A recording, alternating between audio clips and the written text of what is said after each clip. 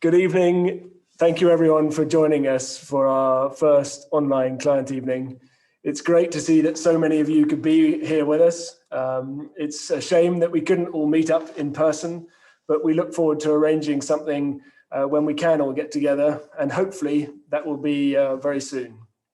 We have two great talks this evening, one from Christa Lafayette on equine genetics, and the other one from Nat Hind on gastric ulcers. They're both about 20 minutes long, and we'll have time for questions after each one. Before we get started with the talks, I wanted to say from all of us how grateful we are for your support over the last year. It's been certainly been a strange time. There's been plenty of ups and downs for us as a practice, and also for many of our clients as well.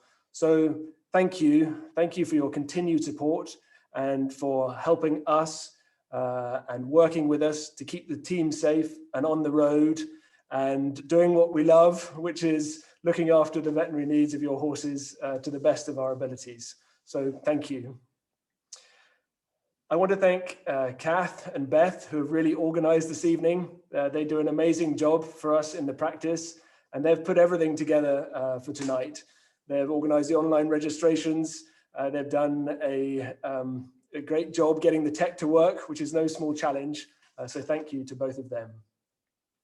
I also want to introduce Eddie. Eddie started with us yesterday, and we're excited to have him as part of the team. And hopefully, with a bit of luck, if the tech works, I can hand over him to introduce him now.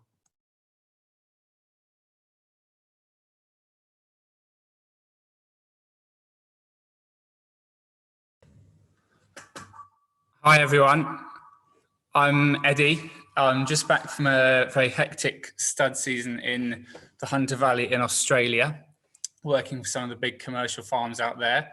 And before then, I was in Rostells in Newmarket doing a season for them. Just get my video going, that's better.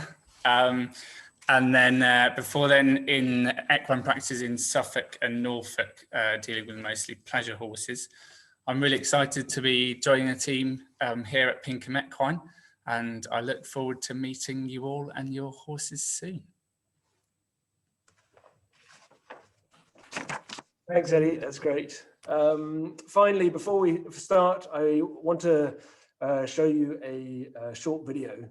We're very lucky and proud to have an amazing group of clients in the practice from across the equestrian disciplines, from show jumpers to breeders to racehorses to hunters to people who just enjoy a good hack. And to showcase this and to give people who haven't been introduced to the practice an idea of what we get up to, we've been working with a local filmmaker, John Holden, to put together a few short videos. And I've got one to show you this evening. We haven't quite finished them all. There's still some in the editing, so we'll put them out over the next couple of months. But here's a short clip to give you an idea of what we've been up to. The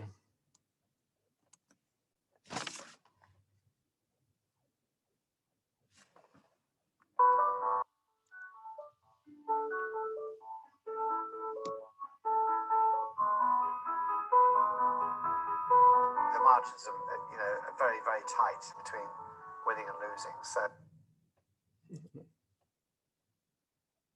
obviously to have a really good veterinary service is extremely important.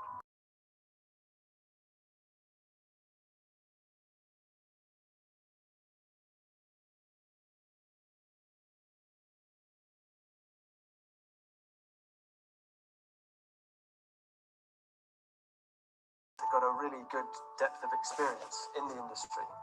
Pinkham Equine are really important to us here at Winsbury Manor Stud. We're at what we've described as a large commercial thoroughbred stud, so it's really important that we have a reliable and expert veterinary practice. The lab is really a hospital level lab, and having a lab on site really helps us to support the clinical decisions that we make. We started with a few mares, and it's grown now. We've now got 14 mares on the farm, and we're proud to be associated with Pinkham Equine. We see them as very much an integral part of the team here. We're really proud to have a really wide range of clients within the practice and to support them in whatever their ambitions are for their horse. Pinkham Equine keeps our horses fit and well. Vaccinations, vettings, emergencies obviously are a big part as well, because horses just tend to do silly things sometimes. It's been really exciting to develop alongside our clients over the last 5 years, and to develop new services to help support them. For example, the embryo transfer station that we've set up.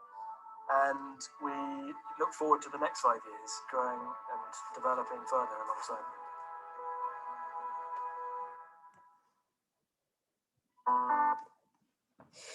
I don't think the tech quite worked there, but hopefully that gave you an idea. Thank you everyone who took part in putting that together. So on to the talks. Just to let you know that we'll be recording them so that you'll be able to view them online later. And so you can be able to share them if you wish. Also, if you'd like to ask any questions, there's a question and answer function at the bottom of your screens, hopefully, and there'll be time for questions during the talks or in between the talks as well. Our first talk is by Christa Lafayette. I'm really excited to welcome Christa here this evening. Christa is the founder of Etalon Diagnostics, which is based in San Francisco. And as a company, they are really leading the way in equine genetic testing, and particularly for their unique collaborative approach with owners and vets, which has led to a number of really interesting discoveries about genetics and the genetics of the horse. And they've also taken it a step further than that by using their platform to help owners understand what the genetic outcome might be when they breed two horses together. I think you can see it's an area I'm really excited about. And so welcome from the States, Christa, and thank you for joining us.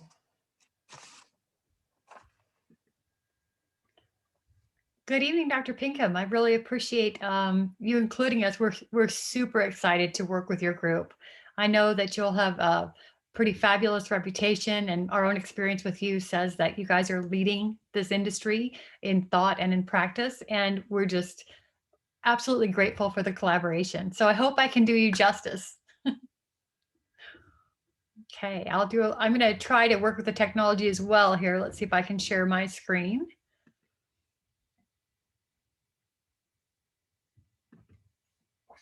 Okay. Fingers crossed. There we go. Okay.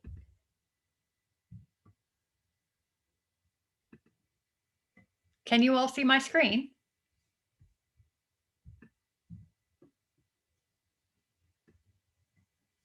All right, excellent.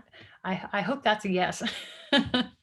So what I'm going to talk about today is the practical use of genetics and how we can use it for simple testing and how we can use it in everyday life of the horse and the equestrian sport. I'm going to try to show a little bit of introductory how genetics works, maybe a review for some of you, maybe it's old hat. The advantage and the disadvantage to working with the horse folks is that some of you understand a little bit about genetics enough to be dangerous, and some of you are incredibly well versed in this. And so therein lies the challenge for me to present what we have, not to talk over or under any of you. All right, let me try to introduce the team here. Oh, see if it will allow me to forward the slide. There we go. So the team of Etalon, as Dr. Pinkham was saying, is composed of a group from around the US for sure, and now from around the world. We have several well-known genetic advisors and founders of the company. Dr. Samantha Brooks, she was at Cornell, is now at the University of Florida. She's the original discoverer of things like Tobiano, lavender foal syndrome, some things you might understand and remember. And then there's Dr. Carlos Bustamante from Stanford University. He's the chair of big data there. He's busy with the COVID project right now, but he was the original guy who worked on finding the first dog breed test and so on and so forth, and has done a lot of work in cattle. The rest of us here in this picture is a group of veterinary advisors along with our scientific advisors on a scientific retreat here in Napa, California, appropriately at a safari wildlife preserve. No better place to talk about animal genetics. And I think you'll recognize the usual suspect right there in the center of the photo. It's Dr. Pinkham. All right, so what are we going to talk about today? We have a couple of different things that we can look at. The basics here for practical genetics always include things like health, colors and patterns, the fun stuff, and abilities and performance. And we're going to look at various aspects of these genetics and how they play a role in your horse's health and performance, the sports you play in your equestrian lifestyle. I understand that you may have burning questions. Never hesitate to ask those questions and interrupt me. I'm fine with that. So what can we learn from a pulled hair sample? Yes, really. We don't need blood. We can use whole blood. We can use tissue. We can use semen and any other number of different venues for sampling DNA samples. But hair is the simplest solution. It's light, it's fast, there's plenty of it, and it's almost indestructible. So long as you keep it away from extreme heat and humidity and things that corrode, throw it in a clean piece of paper and send it off to the lab, and Bob's your uncle will have your DNA. So how does it work? Let's remember back to high school. Fortunately, genetics hasn't changed for many years, decades, centuries, actually. And the rules are the same. We're going to look at a couple of different examples, and we're going to sort of go into dominant versus recessive, keeping things simple. Let's look at breeding a black horse to a red horse. If you reach back into your high school years, you'll remember your Punnett square. And the Punnett square is a way to sort of predict genetics based on known genotypes. The top horse is what we call a homozygous black. Black represented by the capital E, meaning it is dominant, and YE because it comes from a locus called extension. This horse being homozygous means it has two of the same type of gene. So a homozygous black horse, which is something you'll hear frequently, means that that horse only has black in its base coat color. The opposing horse we have down on the corner left there is a chestnut or red, and sometimes called a sorrel, represented by a lowercase e because it is the recessive form of extension. What you can do is you know that these horses have two genes in this locus. You can plot the genes on the Punnett square, and you can make a prediction for the foals. What kind of foals will these two horses have? If I cross a homozygous black horse with a homozygous red horse, 100% of the time, those foals will have one copy of black and one copy of red. Their phenotype, meaning what they look like, will be black, but their genotype is now converted to heterozygous, meaning they have more than one type. In this case, they have two, a black and a red. What happens though if I breed two heterozygous horses together? That's where things get a little complicated. Now you can see that the probabilities start to come out of the woodwork. If you have two heterozygous horses that both look black, you can cross them, but lo and behold, 3 of the babies out of 4 will appear black, 2 of them will be half black, and 1 of them will be red. And the probabilities here are 50% heterozygous, looking like they're black, having 1 copy of black, 25% red, and 25% homozygous black and appearing black. So what does that mean? What can we do with that information? Let's look at another genotype that's called codominant. This is a little bit more complicated. That's where neither gene is truly recessive, and when they combine, you'll see attributes to both. One that's a really easy one to think about is speed. Sprint type horses tend to be quick in the short distance, and endurance horses tend to be maybe not as quick in the short distance, but they can last and last and last. What happens when you breed these horses and combine them? So the top horse, represented by the 2 T's, is homozygous, meaning it only has one type of gene, for endurance. That means this horse is probably better at distance running than it would be at the short sprint type burst. Whereas the horse on the lower left-hand corner, the red horse, is got 2 copies of sprint, which means it would likely be faster in the shorter distances, quick bursts of speed, but maybe not last as long. So if I breed these 2 horses, what happens? I get 100% what we call mid-distance type. The babies, these foals of this endurance horse and this sprint horse, would have 1 copy of each gene, 1 copy of sprint and 1 copy of endurance. Both the genes would be expressed, giving that horse a nicer, wider range of capability. You'll find that this has been studied in race horses quite a bit. And by and large, the winners of all three races tend to have the mid-distance genotype. But what happens if we combine two horses that are both Triple Crown winners? Let's pretend for argument's sake that Secretariat, who is this genotype, was bred to 8 Bells. I actually don't know what 8 Bells genotype was. And they both, in this scenario, are heterozygous. They each have a copy of Sprint and they each have a copy of Endurance. But when you cross them, do you get foals that all have that genotype? You don't. Only 50% of the time are you going to get that genotype. 25% of the time you're going to get a sprinter, and 25% of the time you're going to get an endurance horse. Why does that matter? Well, it matters not only for the immediate discipline that you're planning to use the horse for, but what about when a horse, say, is on the track, you've decided you're going to use it as a 2-year-old sprinter, short term, then you're going to turn it out to retire. What's it going to do at that point?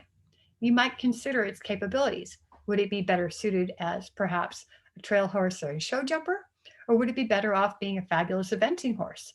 These are the clues we're looking for. We're taking the genetic information and we're applying it to the horse's capability and its suitability to the discipline that its rider, buyer, and partner needs. So now let's look at why genetics can get out of hand quickly and how we can help with that. Let's look at genetics in layers. And again, I know that a lot of people hear it all the time. Color doesn't matter. Color doesn't matter. And I say, sure, it doesn't. We all know that people are suckers for big, beautiful black horses, maybe with a blingy white blaze and white socks. But that's not the point here. The point is color is a fantastic way to illustrate genetics and how they work together in combination to attribute to a particular type of trait or behavior. Let's go back to our black horses. And let's say we want to know what it takes to make buckskin. You have to start with a black base. So that horse has to have at least one capital E. Then you have to add a restriction to the black base, which is in the form of agouti. Agouti is actually the original wild type of horses. So all of the wild type horses had a copy of agouti. And what agouti does is it restricts any black pigment to the outer regions of the horse, leaving it at the mane, the tail, the nose, the ear tips, and the legs. Now you have this beautiful bay horse, but you still want your buckskin, so you have to add a copy of cream. And if you combine the black, the agouti, bay, and the cream, there you go. Your golden buckskin with the black legs, the black mane, the black tail, the nose, and the ear tips. And sometimes you'll see primitive markings on these animals, but I digress. Now the question here is, can two buckskins reliably produce buckskin? Will they always produce a buckskin? No, they won't. The simple answer is probability, and then the more complex answer is what are their actual genetic variants? If both horses were each homozygous black and homozygous for agouti, big E, big E, big A, and they each had one copy of cream, you still would run the risk of 50% buckskin and 50% cremello or perlino in this case, perlino because it's a black base, or just a bay. So knowing the genetics and knowing your probabilities is really the way to go in getting what it is you're looking to get. But think about this not as color, but more about discipline and traits and disease and health. So what kinds of techniques can we apply using the color example to understand how to work with complex diseases, discipline and suitability, and overall genetic composition? Let's take a look at how these things work. For example, polysaccharide storage myopathy, PSSM. It is the bane of our existence. Everybody wants to talk about it. Everybody wants to diagnose it. Some people claim it's always affecting them. Some people claim it's never affecting them. And we claim it's a partial dominant. And what that means is if an animal has one copy of PSSM, the chances are at some point in its lifetime, it will experience the symptoms of PSSM, and that's known as tie-up. Now, there are lots of arguments out there about this particular genotype and whether it's the end of the world or doesn't matter at all. But that's where we have to stop and say, let's look at the gene how it acts, and what other factors are we looking at in this horse's life. PSSM, believe it or not, at one point was not the bane of a horse's existence, but may actually have been an advantage, an evolutionary advantage. Think about it this way.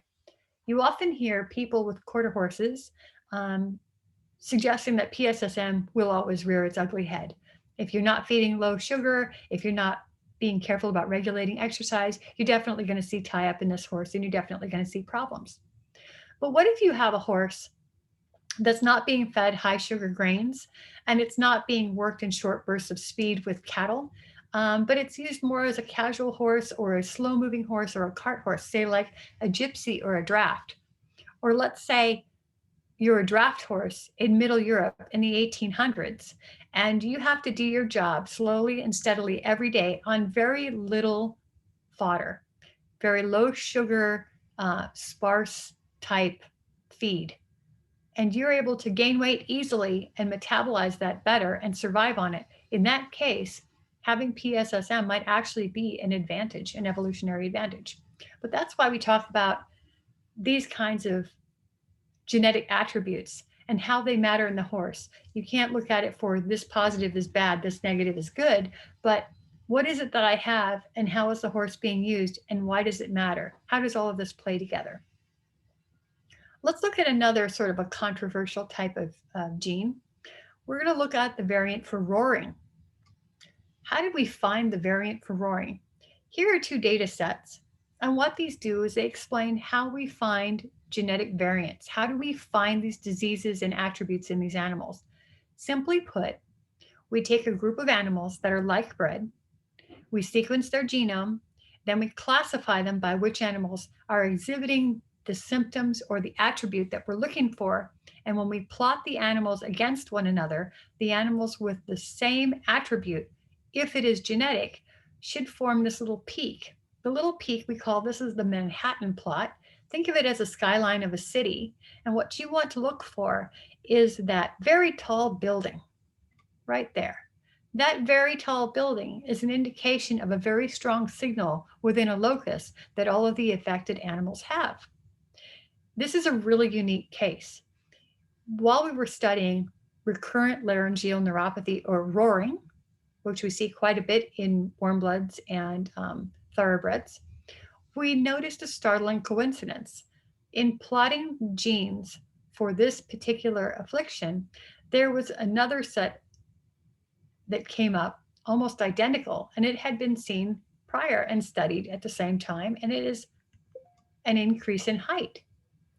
Animals that have homozygosity, 2 copies of the causative or the risk variant, not causative, but the risk variant for roaring, if they are matched next to their full-bred siblings, meaning I have a full sibling next to me that is negative for this, and I have 2 copies of it, that horse that has 2 copies is likely to be nearly 3 inches taller in height. Why is that a problem? People tend to like height. Height is an important attribute in horses for a lot of reasons. Dressage folks really love tall horses, but there's also a very distinct correlation. Yearling body measurement and career racing performance in thoroughbreds. The taller, the higher their chance of earning more dollars. The other correlation, as we just visited, is with an increase in height, you have an increase in disease risk and problems. And it isn't just roaring, there are several that are correlated with that. So again, how do we evaluate horses' genetics such that they're appropriate for our purpose? How do you take the mix of what your horse has and make it better and make it more likely to be successful? So let's say you have a group of yearlings that you're looking at for dressage or for racing. You might want to choose the taller horse that is negative for this particular allele.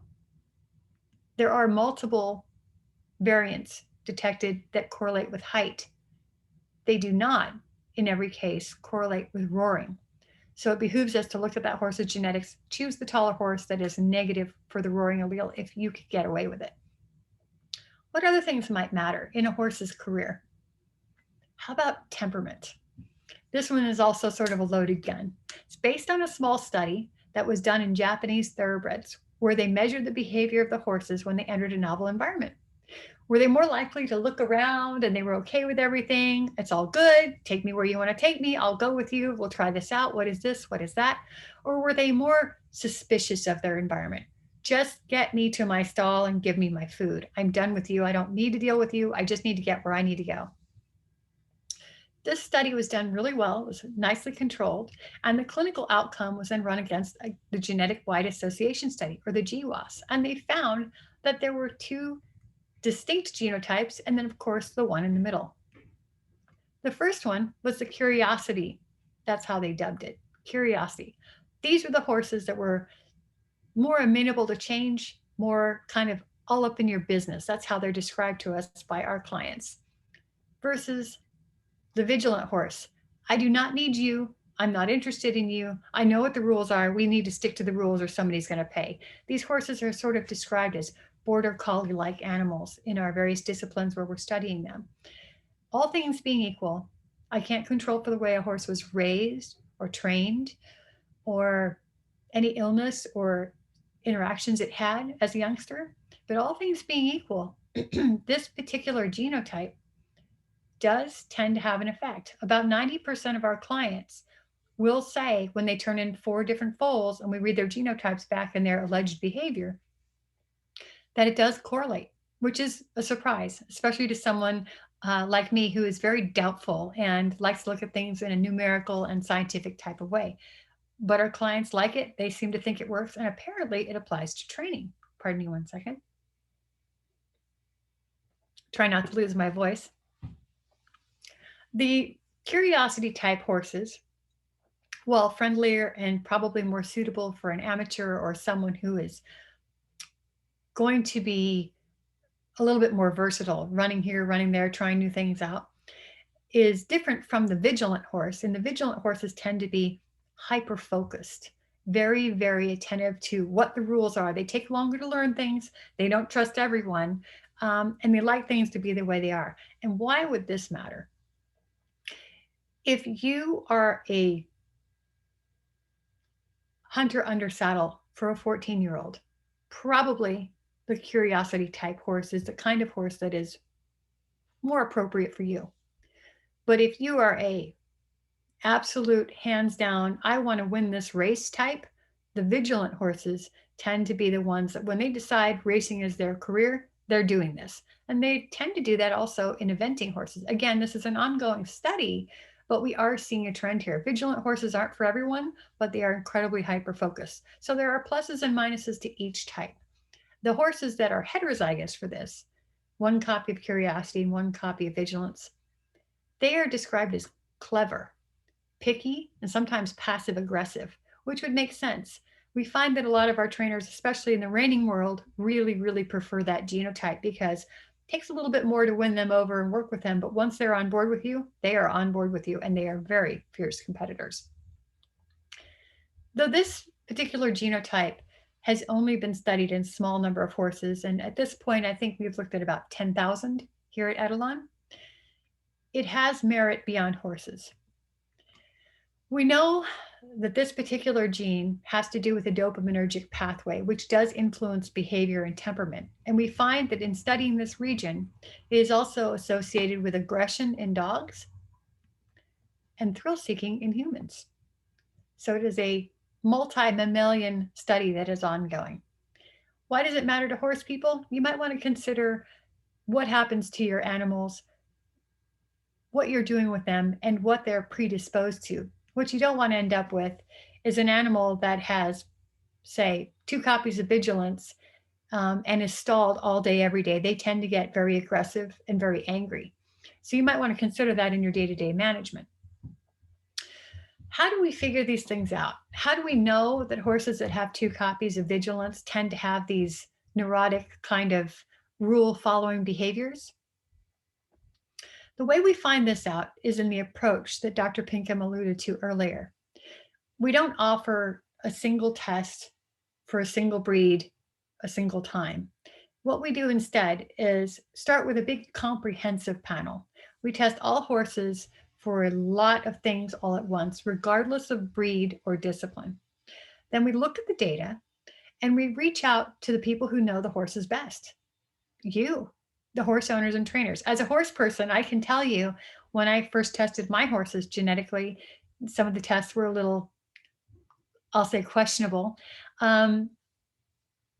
I thought it was interesting that not only could I not really get the questions answered as to why the test didn't match my animals, but I found it fascinating that no one cared what I thought or saw. And as a horse person, my whole world is about horses and I'm obsessed with my animals. That was not only frustrating, but kind of borderline offensive. So what we've designed here is a crowdsourcing platform. And we actively collaborate with you, the horse owner, and the veterinarians and the sports advisors that we work with. What does that mean? And what do we end up with? Well, we end up with all different views of animals, genetically, behaviorally, and phenotypically. So it behooves us to cast aside for a minute the individual testing that we've been talking about, take a step back. Let's take a look at the overall composition of animals and what we might see. A long time ago in a land far, far away, a group of people in the Peterson lab took a number of samples from around the globe and compared them across a broad genetic spectrum. What they found was very interesting. The horses' genotypes clustered in distinct groups according to where they were on the globe and according to where they were developed. Why does that matter? What can we do with that? Well, we can take this scientific babble and we can break it down into something that is human understandable, collapse it into regions and say, okay, horses with genotypes from this area of the globe constitute carriage horses. In this case, horses developed in the Americas, standardbreds, saddlebreds, and actually it also reaches back to French trotters. Or we can look at European heavy horses. These are animals that are draftier, bigger boned, meant for slower, harder work. Or we can look at a more refined genotype, which is the thoroughbred, a closed stud book for a couple hundred years, and a very distinct type of genetic signature. But why does that matter? Who cares what my horse's ancestry is? Well, let's look at a mystery horse. We received a sample of the horse here. We broke down the ancestry, and here you can see that the genetics come from largely the Americas, at least 50% in this case. And then we have a little bit of draft mixed in with a little bit of what we call the Near East or the Arabian blood, and a smattering of other things here. But what does that mean? By looking at those genes, we can tell this horse is probably half saddlebred or half standardbred or some sort of carriage horse. So breaking it down further and crossing it with known genotypes, we see that this horse is in fact matched with 15% of our reference saddlebred population and 27% of our standardbred. Why does that matter? Well, there are many attributes that can be occurring in saddlebreds and standardbreds more often than they would be in, say, your average thoroughbred or your Arabian or perhaps your Iberian horse. And it helps us sort of understand the purpose of the horse, what it can and cannot do. The other advantage to working with genetics is that you can see actual values of an animal's, say, percent blood.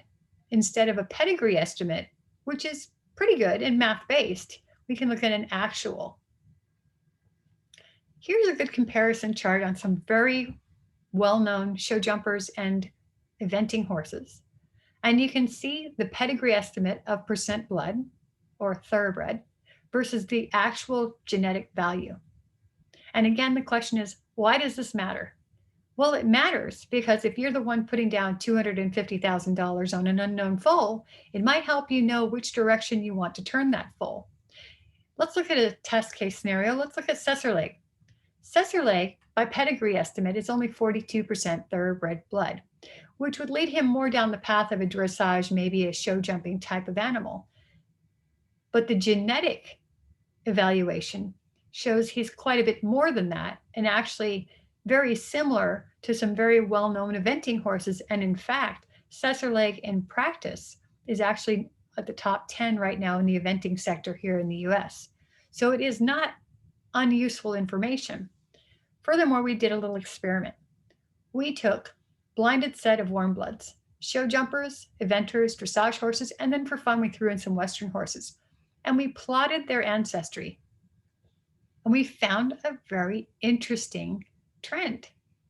We could look at the plot of the animal's ancestry and identify with pretty good accuracy what discipline that horse excelled at.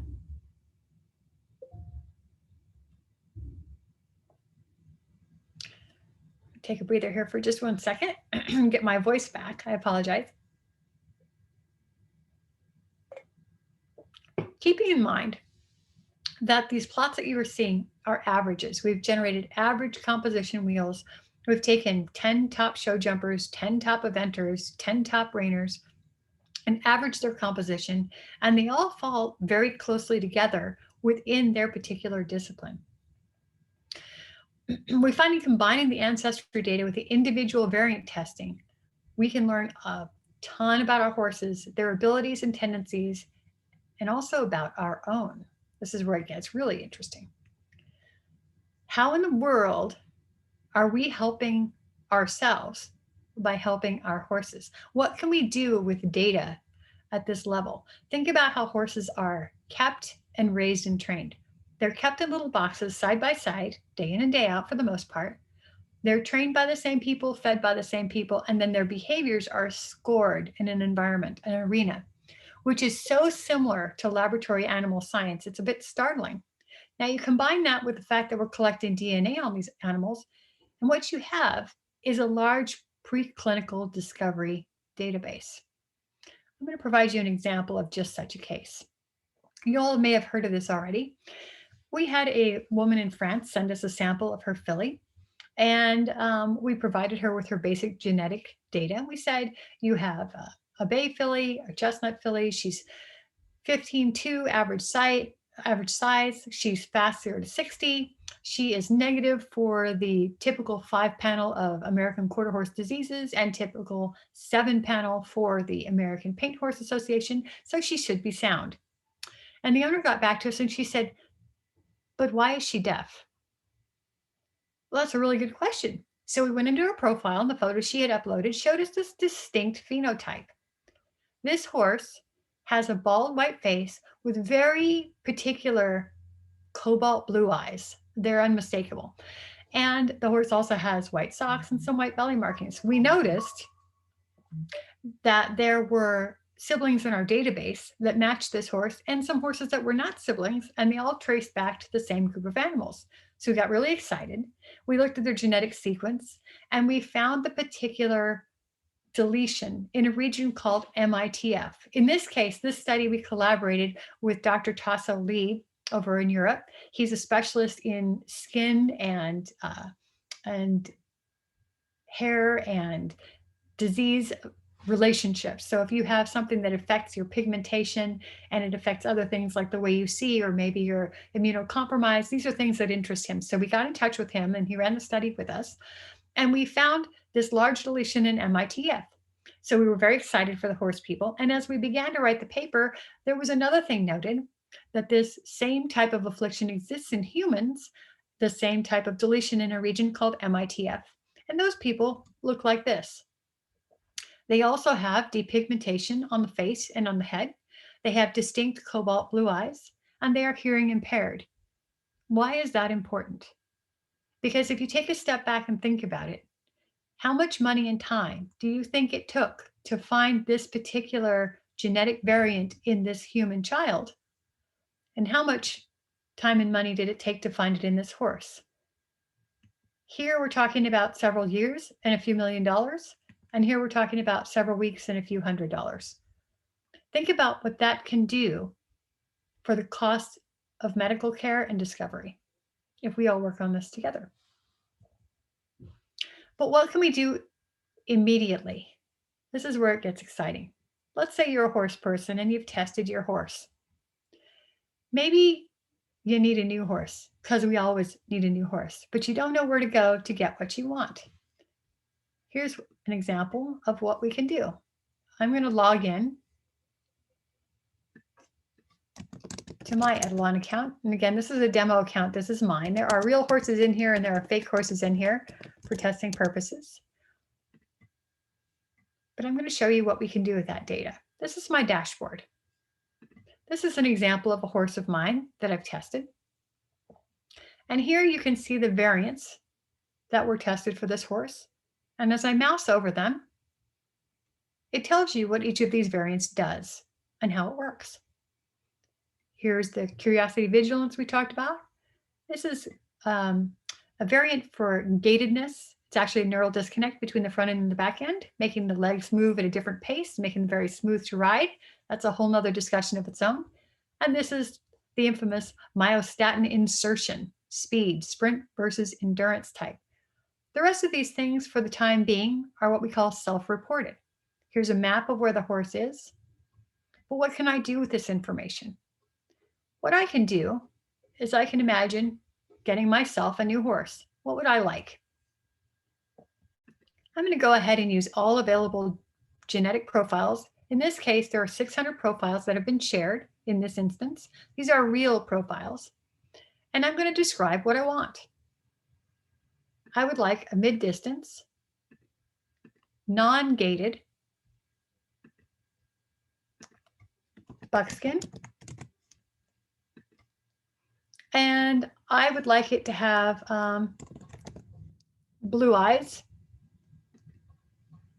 and I'd like it to be a reining horse. And I'm going to select build. It's going into the database, and it's finding horses that I can match, a sire and a dam, that will create what I want. And it will give me my probabilities to match all the things that I have asked for. So I can look at the sire, and I can look at the dam, and I can see their testing results as released by their owners. All of this data is controlled by the owner. And I can see a calculation of my full probabilities and a preview. But let's say I had a different stallion in mind. I can do a search to see if it's in the database, and it is. And it will do an instant recalculation with the mare, telling me what my probabilities are and what I will get. Now, for argument's sake, I don't have a mare, or I don't like this mare, or I can't find one I want to lease. And maybe I can't afford to breed to the stallion, or maybe I'm just an impatient horse person. I could also go in to find a horse. I could describe what I'd like. Palomino. And at this point, I would like a show jumper. And it will go into the database and see if there are any pre-owned models already on the ground that I might be able to purchase, lease, and so on and so forth. And I can either try breeding on that one, or I can reach out to the owner, so on and so forth.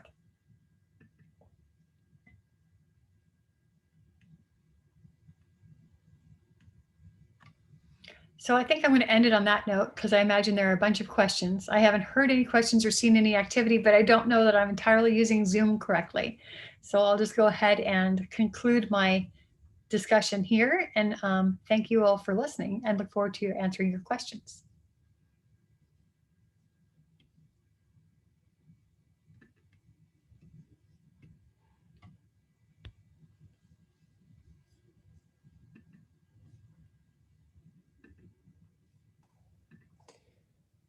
Thank you, Christa, so much for that. That was a really, really interesting dive into equine genetics. If anyone has any questions, if they just type them in the box down at the bottom. I'd be just as a start, I'd be really interested to know what you find with elite athletes. So, say for an elite show jumper or an elite eventer, what are the actual types that you're discovering with your panels? Well, that's the question. It's interesting if you think back to the horses, the warm bloods that are eventers versus show jumpers. We have cruising in there. We have some samples, and again, these are all names of horses that I have been given permission to talk about by their owners. We have horses that could go either way according to their overall genetic composition. They could be eventers, they could be show jumpers, they could be dressage horses, but in reality, they tend to tip the scale on one side or the other. The difference we see sometimes between an eventing horse and a show jumper comes down to one or two individual variants.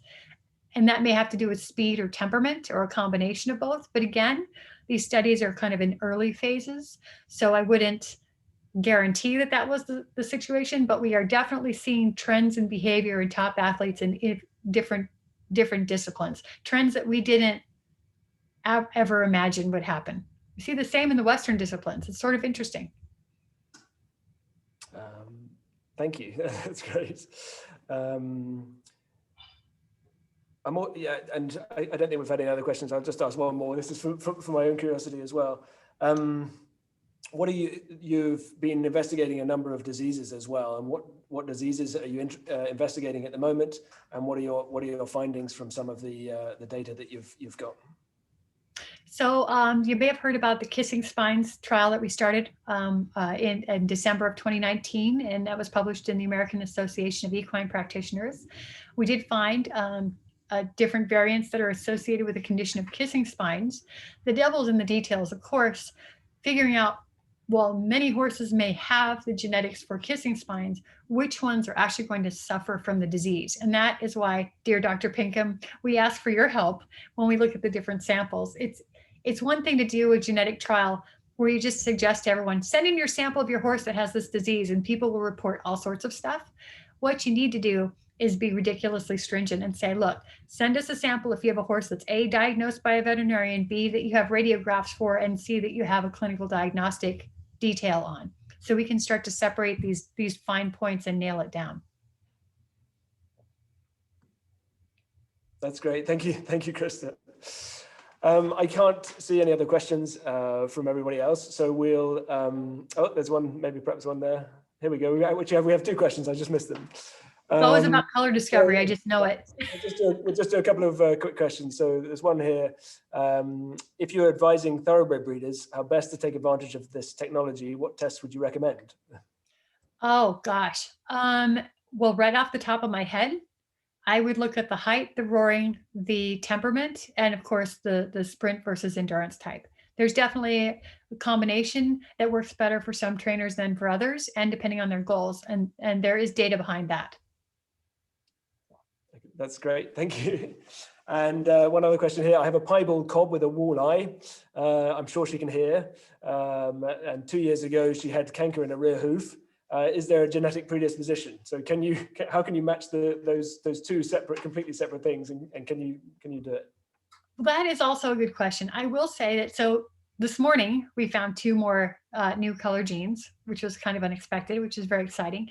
We do see that because color genes, which is another word for white producing genes, in most cases, that has to do with the migration of melanocytes, and melanocytes have different effects in different parts of the body. For instance, the piebald, or the horse with a completely bald face, if it has a particular kind of variant that depigments the animal's face, and it is not just skin deep, that is to say, if it's up over the forehead and goes all the way down into the cochlea, if you don't have melanocytes inside the cochlea, you can't have the development of cilia, which are the little hairs that cause you to hear. So no melanocytes, no cilia, no hear.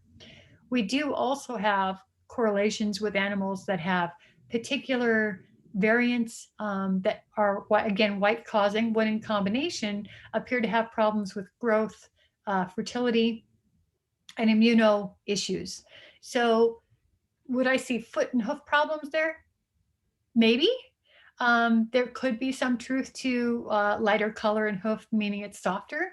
But again, without seeing the animal, and I'm not a veterinarian, I would defer to the likes of Dr. Pinkham to say, here's the variant we found, here's what we know about it. What are you seeing in the population? So to draw those conclusions takes a lot of data and a lot of subjects, but they are out there. Thank you very much, Christa, for that really in-depth reply. I think we'll move on to Nat's talk now. And if we've got time for some more questions at the end, we've got a couple more pending, but if we've got time for some more questions at the end, we'll get back to them. Excellent. Thank you so much. Most of you will know Nat. For those of you who don't, she's now her 3rd year with the team here, and she's an all-round great vet, and we're very lucky to have her with us. She graduated from Glasgow. She's got a master's in veterinary public health. She's show jumped internationally. She's bred horses, and she spent 2 years on some very large commercial stud farms in Australia. And at a previous practice and here, she's done a lot of gastroscopy. So I'm really grateful for her for giving us a talk and an overview of gastric ulcer and what's new tonight. So thank you, Nat.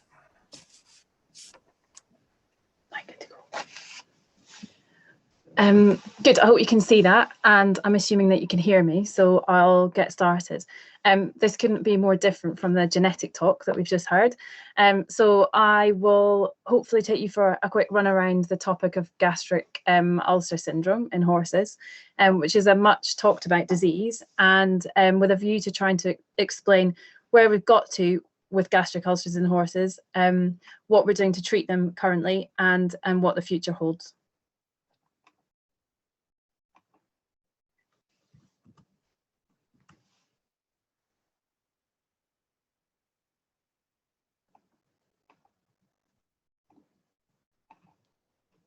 So, sorry, had a problem moving on there. There's been a couple of milestones in gastric ulcer syndrome. Firstly, in 1999, some people came together and formed the Equine Gastric Ulcer Council.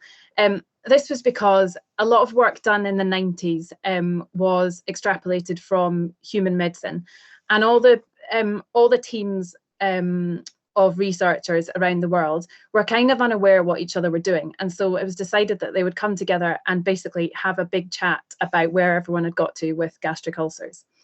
A few things were worked out, and we'll go on to that, but following on from that, a lot of further research was completed.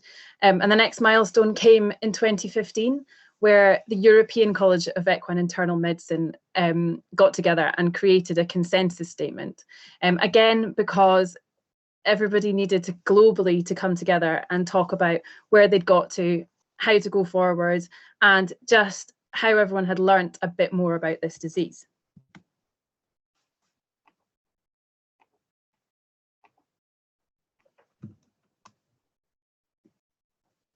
So the term equine gastric ulcer syndrome, referred to as EGUS, came about. It was decided in 1999 that this would be the umbrella term. And as I mentioned, this really came from human medicine. Peptic ulcer disease in humans had become an umbrella term for lots of different diseases in humans.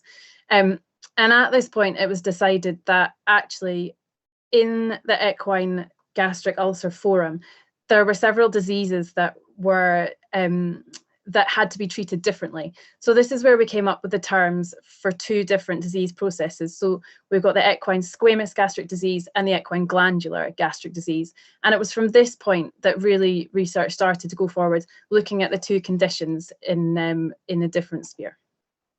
So just to have a quick look at the stomach, I'm sure most of you haven't seen the inside of a horse's stomach. And so this gives us a nice idea of just anatomically where things are and what we're talking about. So we're coming in from the esophagus into the squamous tissue, so the light pink at the top. There's a border between the squamous and the glandular tissue. The glandular tissue is a darker brown on the bottom, and the acid producing tissue. So in between, we've got the margo plicatus, which in Latin just means folded border. And I think often, if some of you have seen gastroscopy taking place, we concentrate quite a lot on that area. And it's it's quite particular to the horse. And it's really interesting to see how this just sudden demarcation makes is the exact difference between the two types of tissue. So down at the bottom of the fundus, so the bottom of the stomach, the largest part in the glandular area, is the outflow. So we go out from the pylorus, off down into the duodenum. So I wasn't sure if everybody watching had ever had anything to do with gastroscopy. So if they'd seen a horse being gastroscoped or had been around when one had happened. So This is actually a promotional video that was made by Boehringer that produced one of the treatments for gastroscopy. It's a little bit cheesy, but it shows really nicely just the process. So I'll stop it before the before the blatant advertising. But it's a nice little video just to show you what we do.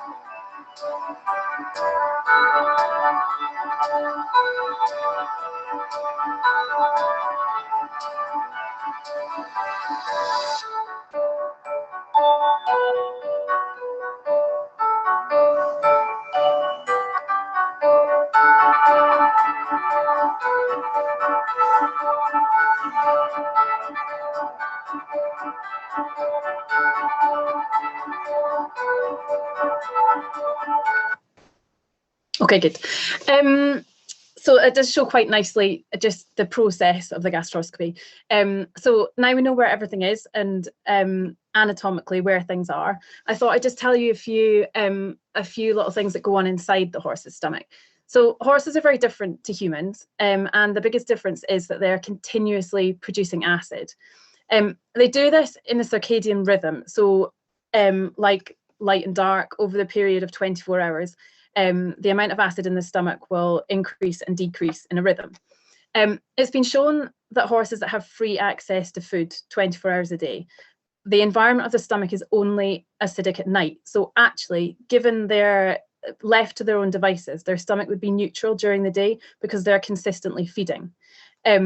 This comes from the buffering of the massive production of saliva, buffering the acid within the stomach. So horses can produce up to 40 litres of saliva a day. And I'm sure if any of you have seen a horse with choke, it's incredible how much saliva they can produce quickly. So they need this massive volume of saliva to buffer all the acid being produced within the stomach. So it's important to remember that during the day, left to their own devices, without human intervention, the stomach would be neutral.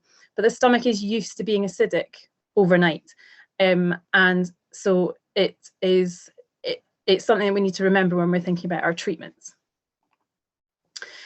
There's a layering system within the stomach, which is also interesting.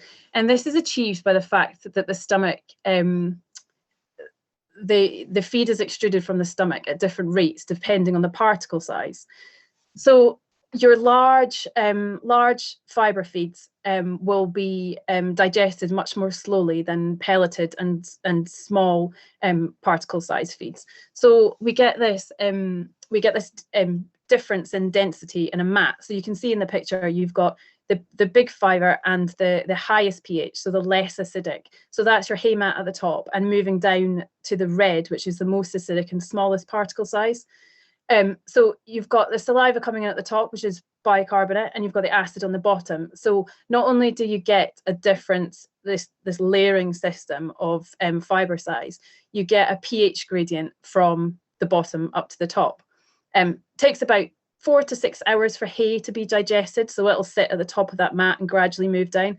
And pelleted feed actually can be in and through within 15 to 40 minutes. In the horse, we also get a bit of duodenal reflux, and no one really knows why this is. And when you're scoping horse, you see that bile will kind of flashes back in through the duodenum, and it's something specific to horses, and we don't really know. It's poorly understood. So we'll speak about the two conditions separately, because that's what we need to do now since 1999 and then moving on to 2015. So we'll just have a quick chat about equine squamous gastric disease. we know what causes this, and we know that it's the effects of acid exposure to the squamous tissue. This ultimately leads to erosion of the tissue, which you can see in the right-hand picture. There's an area on the lesser curvature, which we know where that is now. And if that worsens, it becomes an actual ulceration. So the middle picture shows you an actual focal ulcer. So you can move from mild ulceration to very, very deep focal ulcers. And we know what causes it. It's the acid, and it's the corrosion onto this tissue that's not, it's poorly defended against the acid, and that's where we get our ulcers on this tissue. It's exactly the same condition as acid reflux in man, which is esophageal reflux, which is called GORDS in humans, and we can directly extrapolate that from human medicine to this condition in horses. So what's the prevalence of this disease in our current horse populations? Squamous disease has been vastly investigated, and these are some widely quoted numbers. They're high, and I think some people are often surprised about them. The highest prevalence occurs in racehorses. In fact, being a thoroughbred is a risk factor for having ulcers for lots and lots of different reasons. And also we know the most about them because they're big populations, and because there are big numbers being kept in a similar way, it's easy for us to investigate them and to perform studies. But I think one of the most surprising things when you actually break these figures down and have a think about it is that if you had a yard of 10 horses, and an average kind of livery yard, with non-competition, non-elite horses, between 4 and 6 of those horses would have squamous ulcer disease. And I think that's quite a surprising figure. It's difficult to look at all these numbers and actually work it out, but I think that's a practical way of thinking about it. And I think that's quite a surprising fact to a lot of people. So what are the things that affect the risk of your horse developing or having squamous gastric disease? Well, the fact is that it's multifactorial. Loads and loads of things are involved. We've talked about being a thoroughbred. One of the interesting things is that there has been no correlation found between age of the horse, sex of the horse, or the month of presentation. And I think sometimes it's assumed that squamous disease is a stabling disease. So maybe horses that spend more time at turnout in the spring, summer, are going to suffer from ulcers predominantly in the winter time, and that's when we should be looking for them. But actually there's been shown no correlation in the month of presentation. One of the things, if we take a few of these risk factors and never operate by themselves, so taking into account a few at a time, which would affect most horses that are training, traveling to competitions, being transported, perhaps stabling away. It's interesting that a lot of work has looked at the cumulative effects of these risk factors. So for example, at the beginning of the season, you have a horse with a healthy stomach. You start to take it to shows, it stays away, it's transported, it competes, it comes home. Doing these things over and over and over again has a cumulative effect. And I think interestingly, it's then found that getting into the season, closer to the end of the season, these horses do develop ulcers. And actually they've been exposed to the stressors earlier in the season. It's just that repeat exposure to these risk factors has kind of tipped them over the edge into now showing and developing squamous disease. So I think that's something that's quite important just to bear in mind, because when it comes to scoping and looking for these diseases, it's quite a consideration about individual horses and what they're doing. There was one study that was performed that was interesting and actually quite shocking, that looked at some racehorses that had been turned out, and they were brought into a stable situation. They were given a high concentrate diet and they begun a simulated exercise program. And within 14 days, 100% of those horses had developed squamous gastric ulcer disease. And I think that shows just the risk factors involved and what we are doing to these horses and how it manifests in their stomachs. So clinical signs, I think we've all seen these lists before, and in the formative years of investigating gastric ulcer syndrome, I think these were the cornerstone identifying disease. This is the list that we're familiar with and often associated with gastric ulcers.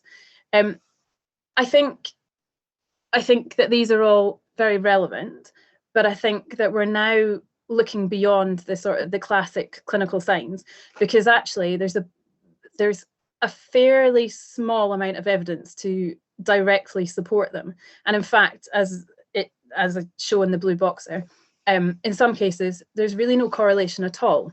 So some horses that you will see have no symptoms, and you don't know what's going on in their stomach until you look at them. Now, that obviously creates a difficult situation, but in these horses that are showing no clinical signs, and you go in and you find ulcers and you treat them, up to 100% of them have shown improvements in clinical signs that people hadn't picked up on. So I think that's also an interesting thing to bear in mind. In that regard, there was a study done in racehorses. 80% of the horses in the study that were classified as performing excellently by the trainer had squamous gastric disease.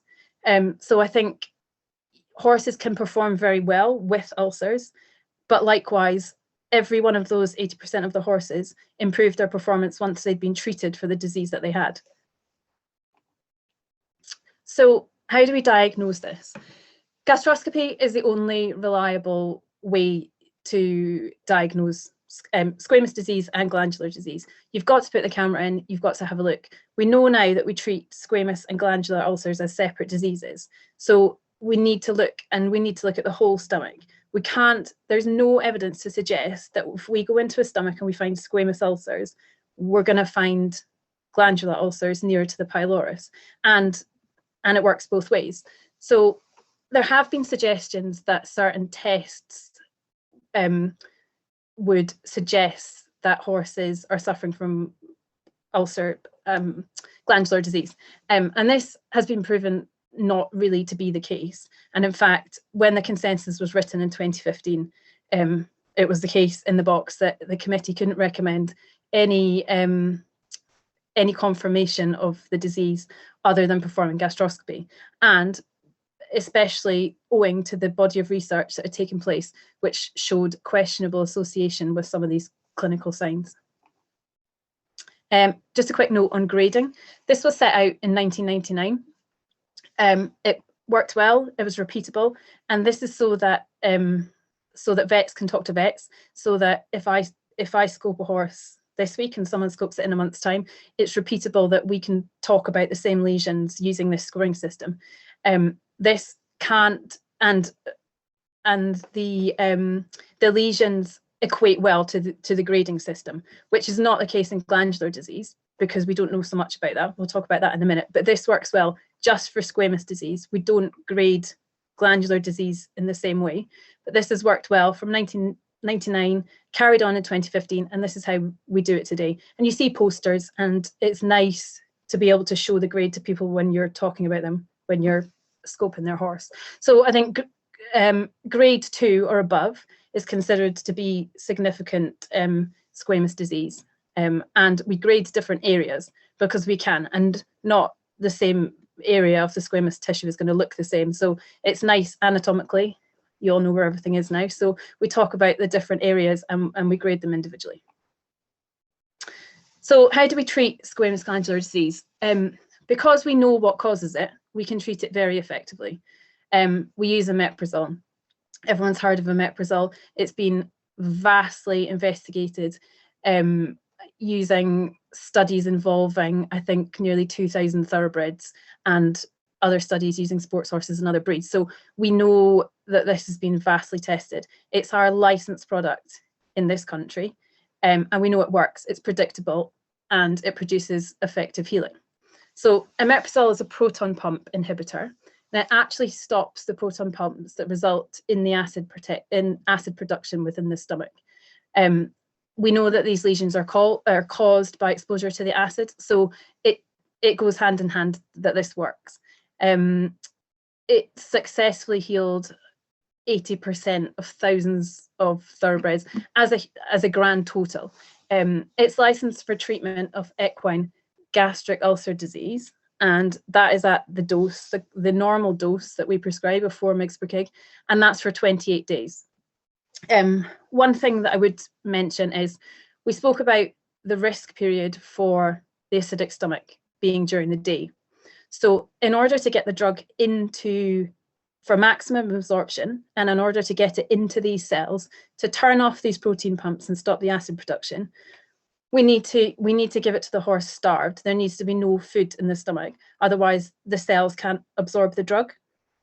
So it's quickly absorbed, and maximum absorption will happen between 30 and 60 minutes. So it's massively important that it's given to the horse 30 to 60 minutes prior to feeding. We need, in order for it to be absorbed, the cells have to be switched on, and to switch on acidic parietal cells, you feed the horse, but we need the horse to have absorbed the drug before we feed it.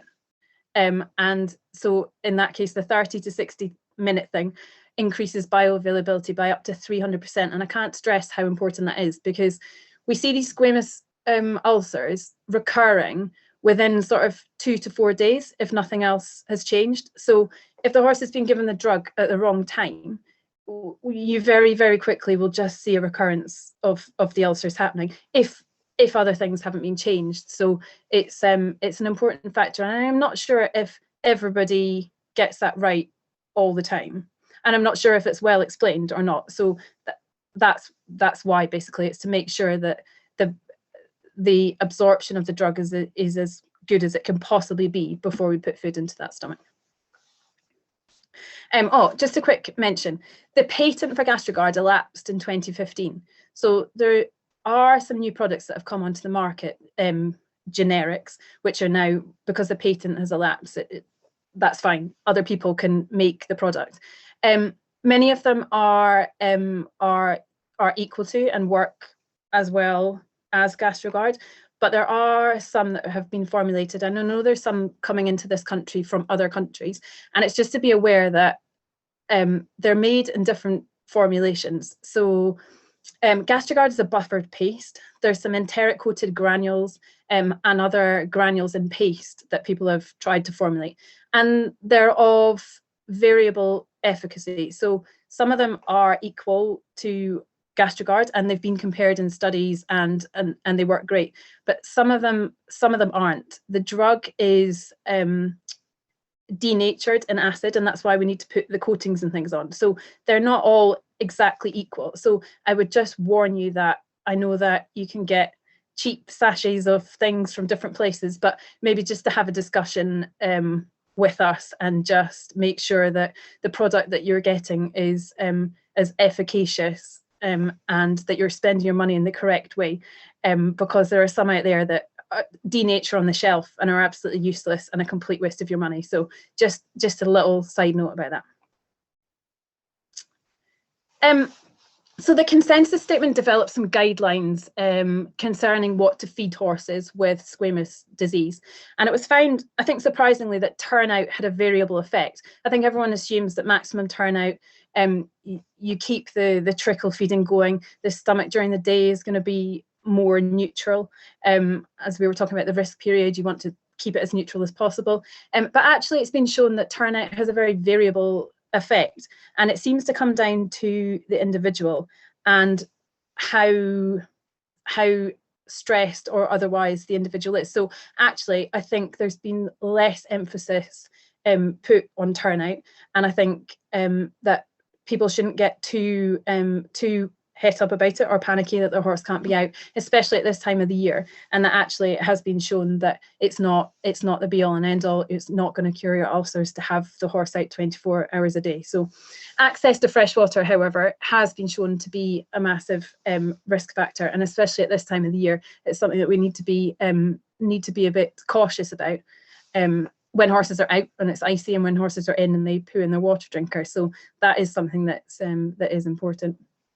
It's also been recommended that the diet should contain no more than 2 grams of starch per kilogram of body weight per day, and that this should be fed in small meals less than 6 hours apart. Now, it's actually quite difficult to feed a horse, unless it's a race horse, 2 grams of starch per per kilogram. That is a very high starch diet, but that's been what's been set out. And the less than 6 hours apart is so that we're not getting this massive accumulation of acid, and then it's being buffered, and then it's accumulating. You do want to keep the stomach as neutral as possible, and feed and trickle feed and get rid of that, and feed during the risk period. Choice of forage. The advice has been to, again, frequent hay feeds during this risk period. And we're talking about 12 to 13 hours of the day. You want to be keeping that pH above 4. Now, I think historically people have probably fed more overnight and less during the day, but the stomach's used to being acidic overnight. So actually what's happened is we've become aware that we should be doing most of our feeding during the day when the stomach doesn't want to be acidic. And we should really try and do an 80-20 split. So 80% of our forage being fed between 9 AM and 9 PM during the day, and then allowing the other 20% to be eaten overnight when the stomach is actually quite happy to be acidic. So I'm not sure that people are aware of that. And I think that's interesting information that has become important. What else can we do to make the stomach a nicer place?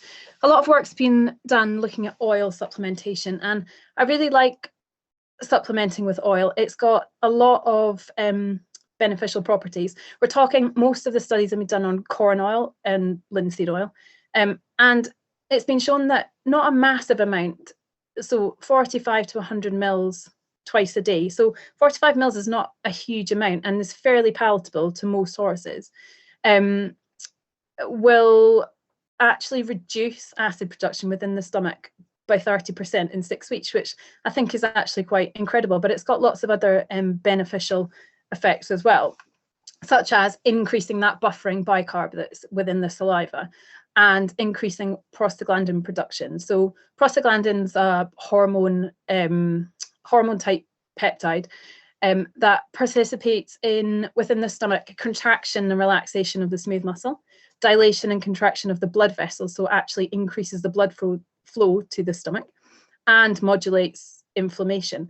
So it helps to suppress acid production, increases the blood flow, which is great for removing this acid, and stimulates mucus and bicarb. And it's a cheap thing that you can do, and I think it's a great addition to most horses, but really can be shown to have quite a beneficial effect in these cases.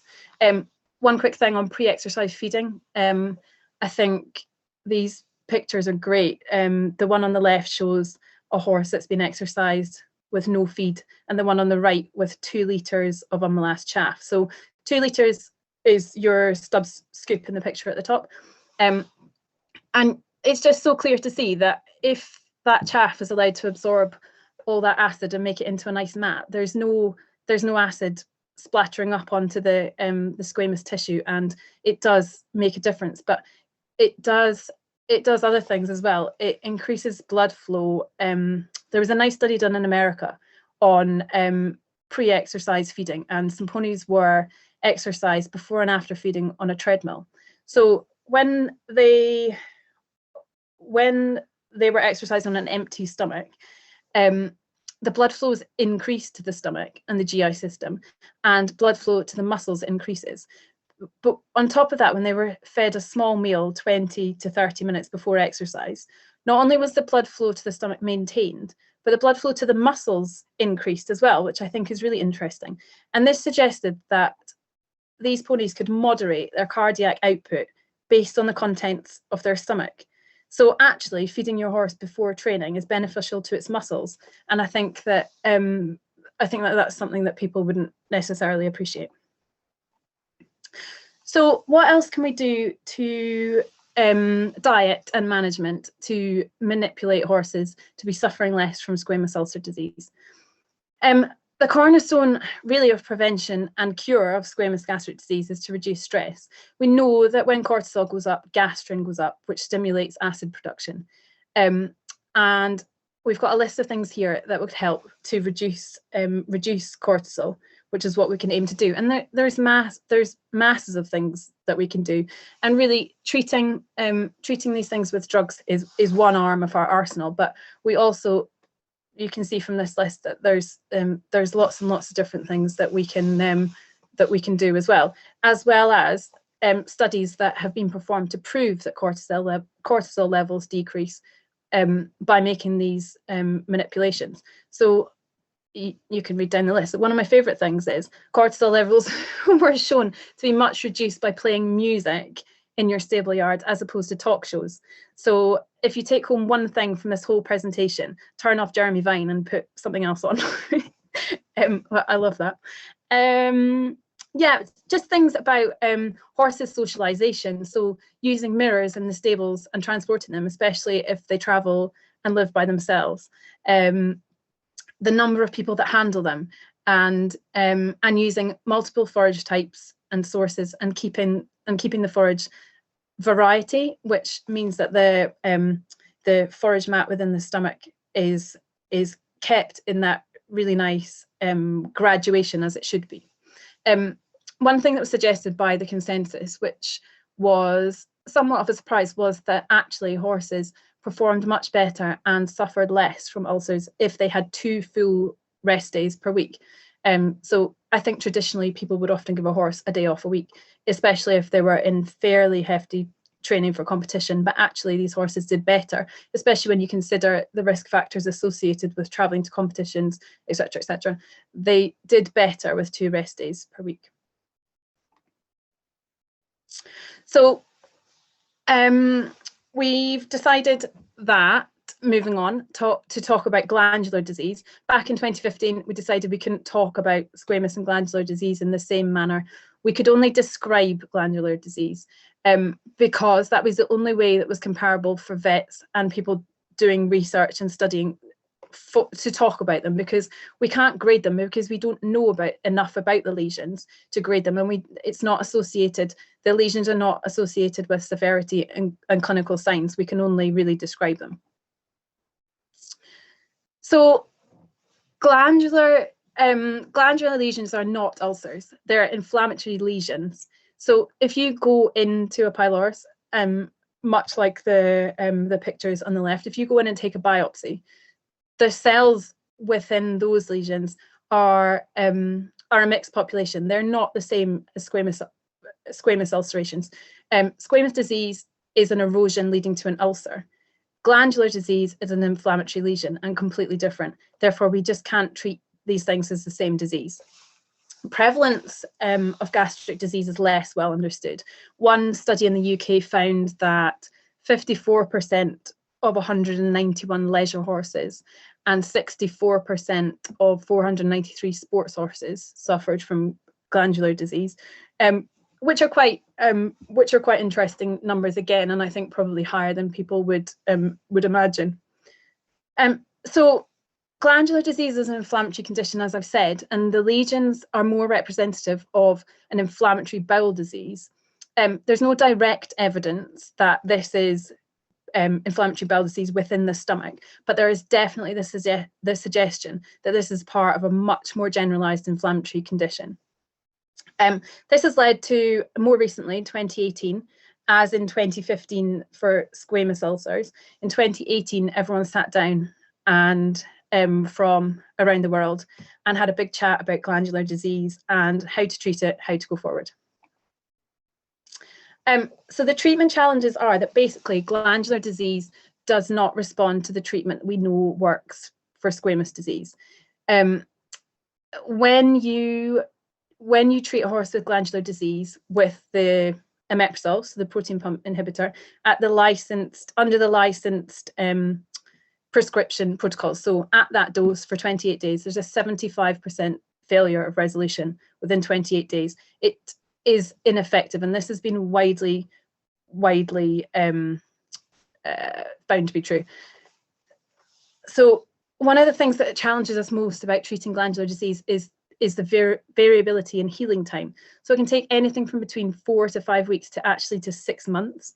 And I think just to illustrate, the graphs on the left here show 2 different two different doses of oral omeprazole. So the red bars are failure of treatment, and the blue bars are a success of treatment. So to the middle, we've got the squamous ulcer sufferers on the left-hand side and the glandular on the right. So basically we've got success, success, success, failure, failure, failure. And it's been proven time and time again that these ulcers just don't respond to oral omeprazole treatment. So these are the kind of things that we see, and this is how we describe them. And they're quite different. They all mean different things, but these are the terms that you'll see. And if we write in a report that, and some of these words are used, these are the terms that have been agreed that we should use, and that's what you'll see on reports and things. And this is how we communicate what they look like between ourselves. So how do we treat glandular disease? Having said that it's such a challenge, we know that anything that has lots of treatment and options normally means that there's no one right answer. And at this point, yeah, that kind of holds true. We'll have a quick look at just some of the things that we would most likely prescribe to you. I'll have a run through because I'm conscious of time, sorry.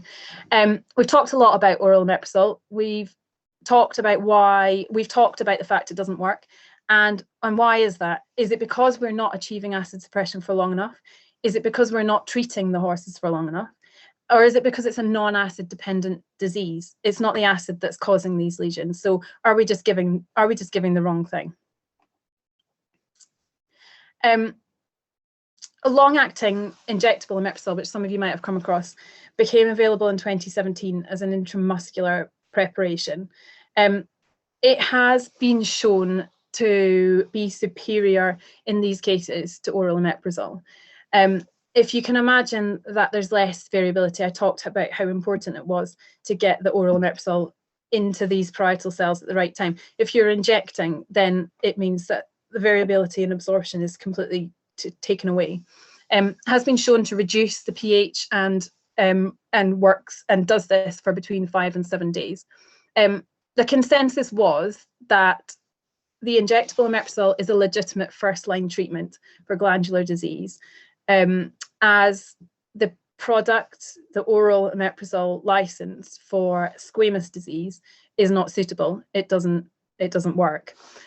So we can use this long-acting injectable omeprazole, but it's not licensed.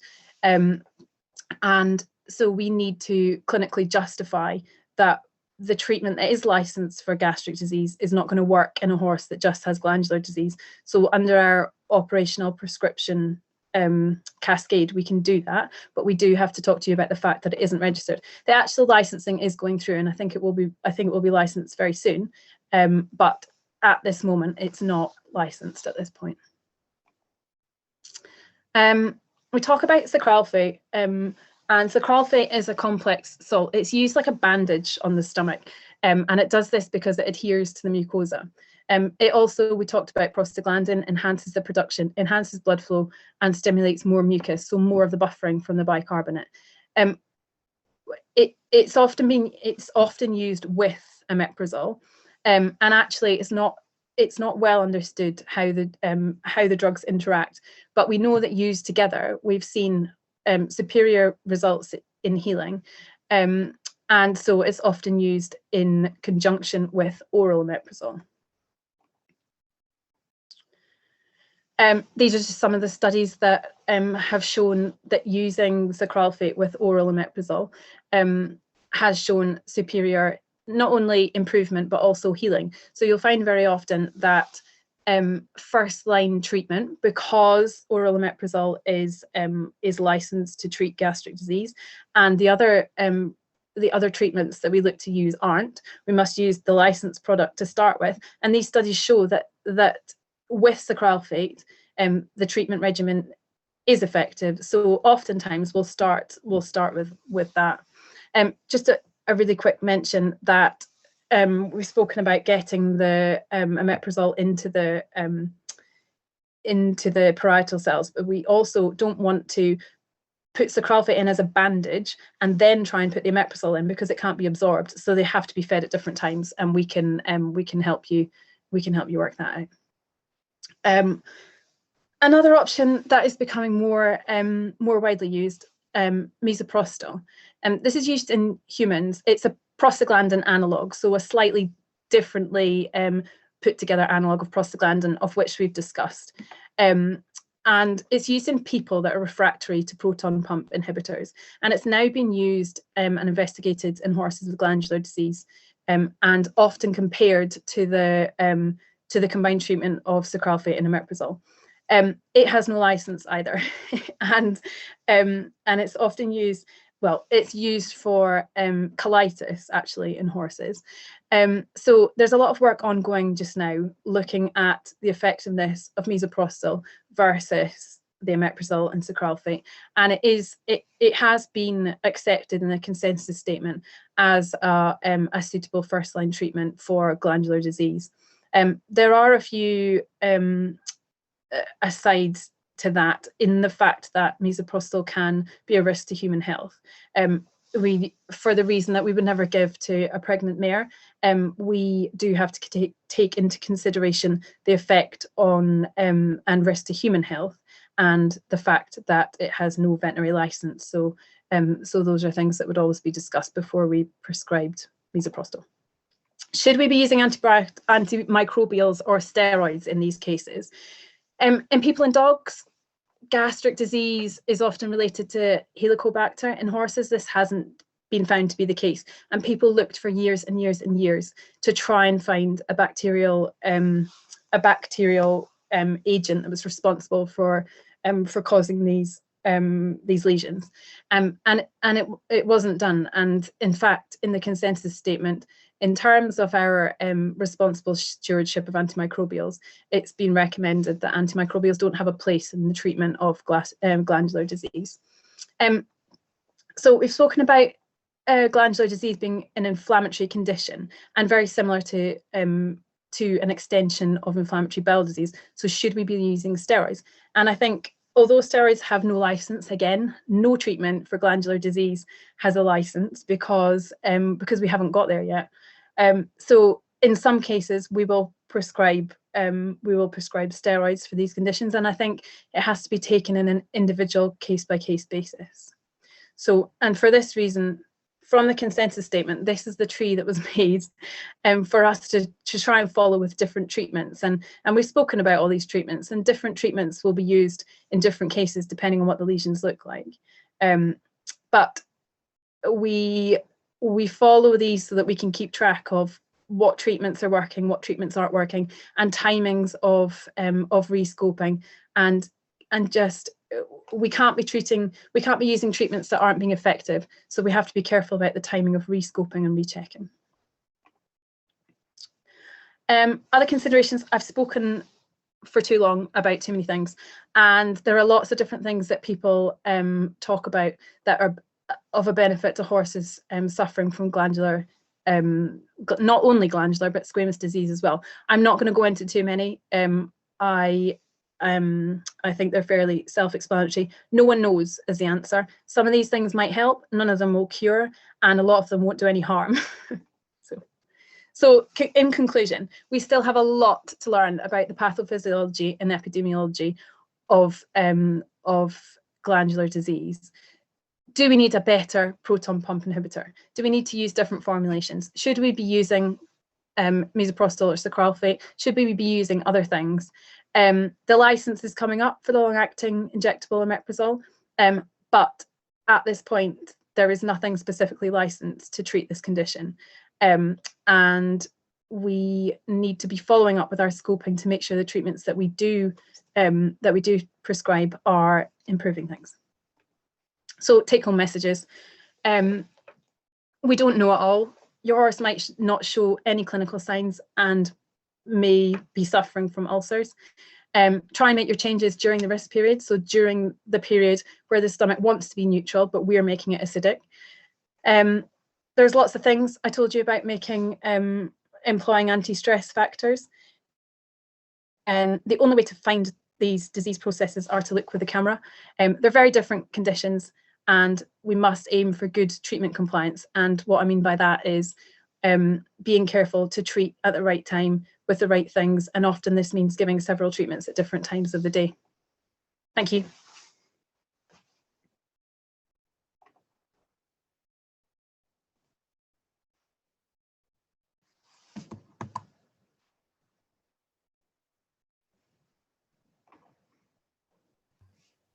Thank you very much, Nat. That was a great overview of gastric ulcers, really comprehensive about some of the latest studies. Overview of some of the latest studies that have been done. I particularly enjoyed the bits about the timings of the treatments and also playing the music to the horses. That's a new one to me, and I think that's interesting that there's some science behind that. I'll just have a look to see if there's any questions. I think we've just got time for a couple of questions before we wrap up. There's one here: does Gastrigard lose its efficacy after long periods of use? Which that's quite an interesting question. Oh, so interestingly, with the treatment of Gastrigard with the squamous condition, we are now looking at using much less than the prescribed amount. So the 4 mg per kg. Horses can now be maintained so often post-treatment on a quarter of that dose very effectively. So does it lose its efficacy? No, it doesn't. But I think sometimes we're using too much of it. I'm not sure if that answered your question. Yeah, I think so. And there's a second part to that question, which says, does the ulcer problems, can they become more settled with age? So they can experience less of an ulcer problem as they get older? No, I don't think so. None of the studies have suggested that there's any correlation between age and severity of gastric disease at this point. And another one here: should we all be feeding our horses oil twice a day as a preventative measure? It depends what I think it depends what your other risk factors for ulcers are, and I think the answer to that is maybe yes. Maybe we should all be aiming to keep the environment of the stomach as good as we possibly can, and I don't think it would be doing any harm to the environment. So maybe we should, yes. That's great. And actually, I've got one for Christa as well to tag on to this talk, as to whether this is something that Christa, you've looked at, or something that you're planning to have a look at going forward. Okay, I can hear you. What was the question? Just whether gastric ulcers, because of the predisposition to certain breeds, is this something that you've looked at or something that you're looking to look at going forward? Yeah, so that is a very, very good question. And actually our target there is looking at the genetic signal of the biome, the gut biome. What is going on in there? So in other words, instead of taking a sample, let's say fecal matter, and looking to see if there's blood present, in my opinion, as a horse owner, that's a little late. I would look at what the signatures are for the other bacteria and life in the gut at that time would be, and how it correlates with the conditions that she's shown us.